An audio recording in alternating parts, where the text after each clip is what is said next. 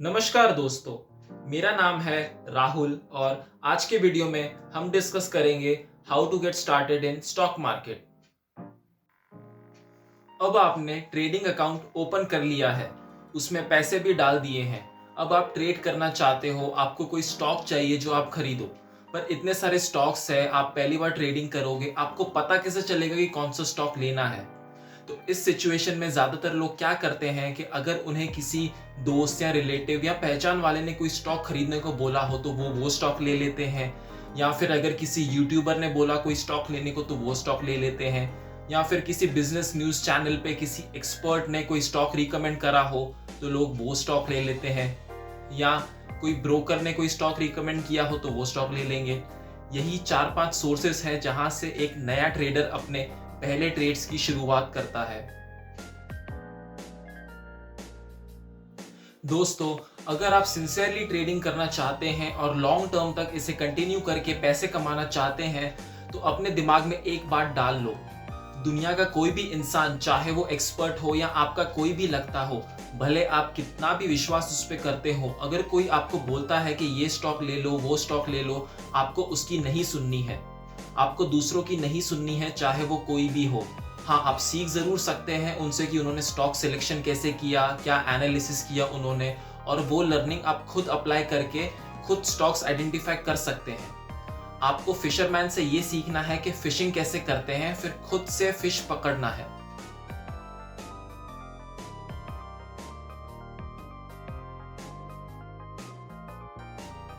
इसके पीछे रीजन ये है कि अगर आप खुद एनालिसिस करके ट्रेड करते हो और आपके कुछ ट्रेड्स प्रॉफिटेबल हो जाते हैं तो आपको तरीका मालूम चल गया है ट्रेडिंग करने का, और आप खुद स्टॉक्स आइडेंटिफाई कर सकते हैं फ्यूचर में।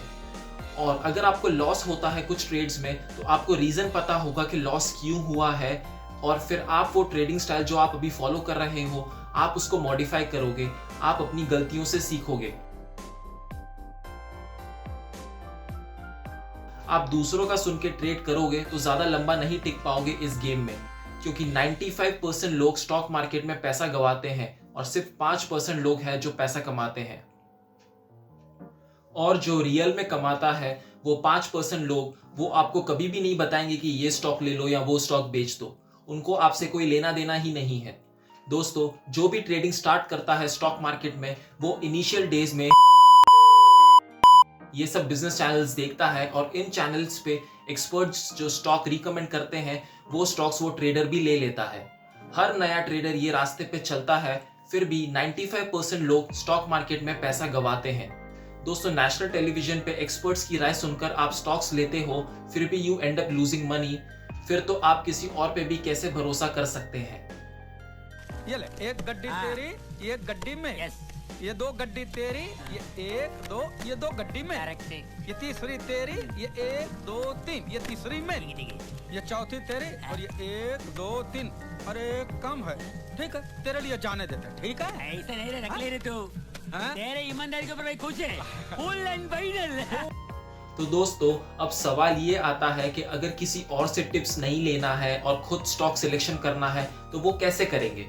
खुद स्टॉक एनालिसिस करने के दो तरीके हैं, दो टाइप के एनालिसिस हैं, फंडामेंटल एनालिसिस और टेक्निकल एनालिसिस। पहले हम फंडामेंटल एनालिसिस क्या है वो समझ लेते हैं।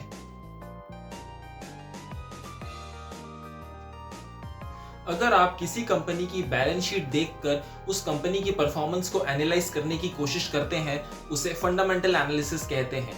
बैलेंस शीट में आप अलग अलग रेशियोज देखते हैं, जैसे price to earning ratio, debt to equity ratio, earning per share, return on equity ratio, profit after tax.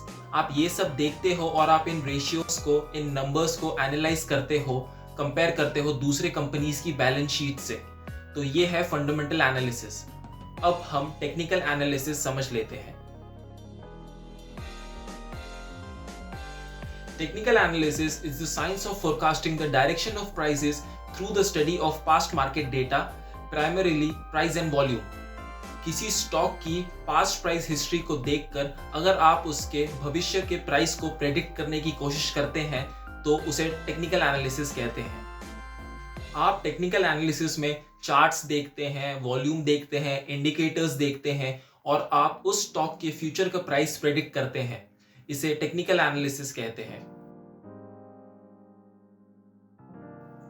अब ऐसे भी लोग हैं जो सिर्फ फंडामेंटल एनालिसिस पे फोकस करते हैं, ऐसे भी लोग हैं जो सिर्फ टेक्निकल एनालिसिस पे फोकस करते हैं, और ऐसे भी लोग हैं जो दोनों का कॉम्बिनेशन करते हैं, यानी कि वो किसी स्टॉक का फंडामेंटल और टेक्निकल एनालिसिस दोनों करेंगे।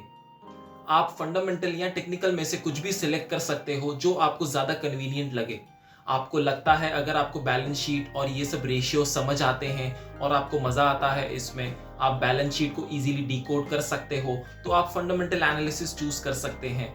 और अगर आपको ये बैलेंस शीट ये सब इतना नहीं समझ आता और आपको चार्ट्स, ग्राफ ये सब आप ज़्यादा प्रेफर करोगे, तो आप टेक्निकल एनालिसिस चूज कर सकते हैं। अब आपने मन में सिलेक्ट कर लिया होगा कि मुझे फंडामेंटल एनालिसिस करना है या टेक्निकल एनालिसिस। अब आपको पहला ट्रेड लेने से पहले थोड़ा सा स्टडी कर लेना है जो भी आपने चूज किया है, फंडामेंटल या टेक्निकल, उसके बारे में। जैसे कि इंडियन टीम कोई भी मैच खेलने से पहले नेट्स में प्रैक्टिस करती है, तो उसी तरह आपको ट्रेड लेने से पहले थोड़ा स्टडी, थोड़ा होमवर्क करना है। वो स्टडी से आपको ये पता लग जाएगा कि स्टॉक्स के ऊपर फंडामेंटल या टेक्निकल एनालिसिस कैसे करते हैं। आपको स्टडी कहाँ से करना है वो भी मैं आपको बता देता हूँ। आप गूगल पर जाइए और ज़ीरोधा वॉरसिटी लिखिए। आप मेरी स्क्रीन को फॉलो कर सकते हैं। आपको ज़ीरोधा वॉरसिटी लिखने के बाद सबसे पहली लिंक में जाना है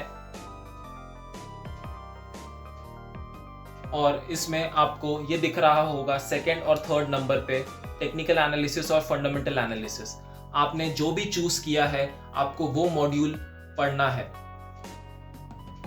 और इसके अलावा अगर आप स्टॉक मार्केट में बिल्कुल नए हैं और आपको और जानकारी चाहिए या आपको रीडिंग करने का शौक है, तो आप first module introduction to stock markets आप ये भी पढ़ सकते हैं।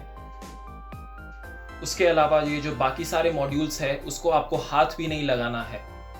ये 12th वाला module inner worth mind over markets, आपको ये मॉड्यूल ज़रूरी है पढ़ना, क्योंकि इस मॉड्यूल में स्टॉक मार्केट के साइकोलॉजी के बारे में बताया गया है, ट्रेडिंग साइकोलॉजी, जो कि बहुत इंपॉर्टेंट फैक्टर है। It is as useful as fundamental और टेक्निकल एनालिसिस। तो बस आपको यहाँ पर से दो चीज़ें पढ़नी है। एक तो आपका सब्जेक्ट जो आपने चूज़ किया है फंडामेंटल या टेक्निकल एनालिसिस, और दूसरा inner worth mind over markets. ये मॉड्यूल्स एकदम सिंपल और इजी लैंग्वेज में समझाए गए हैं और हिंदी और इंग्लिश दोनों में उपलब्ध है। आपको इजीली समझ आ जाएगा इसे पढ़ने के बाद। आपको थोड़ा टाइम लगेगा इसको पढ़ने में, समझने में, फिर भी आपने जो पढ़ा है वो मेथड से आपको स्टॉक सेलेक्ट करना है खुद ही। आप निफ्टी 50 के स्टॉक्स पे एनालिसिस कीजिए पहले, या अगर आपको 50 स्टॉक्स भी ज़्यादा लगते हैं एनालिसिस करने को, तो आप सेंसेक्स के 30 स्टॉक्स पे एनालिसिस कर सकते हैं। दोस्तों, निफ्टी और सेंसेक्स दोनों इंडेक्स है, ग्रुप ऑफ स्टॉक्स। निफ्टी में 50 स्टॉक्स है और सेंसेक्स में 30 स्टॉक्स है। आप गूगल करेंगे सेंसेक्स 30 स्टॉक्स लिस्ट, तो आपके सामने स्टॉक्स की लिस्ट आ जाएगी। फिर उनको एनालिसिस करना है आपको, और 30 में से फिर कुछ स्टॉक्स शॉर्ट लिस्ट होंगे। आपको उन स्टॉक्स में ट्रेड लेना है। दोस्तों, ये थोड़ा लंबा तरीका है और टाइम कंज्यूमिंग है, पर आप मेरा यकीन मानिए। दोस्तों, मैं आपको फिशिंग करना सिखा रहा हूँ। आप ये स्किल सीख जाओ, आप जिंदगी भर अपना पेट खुद भर सकोगे।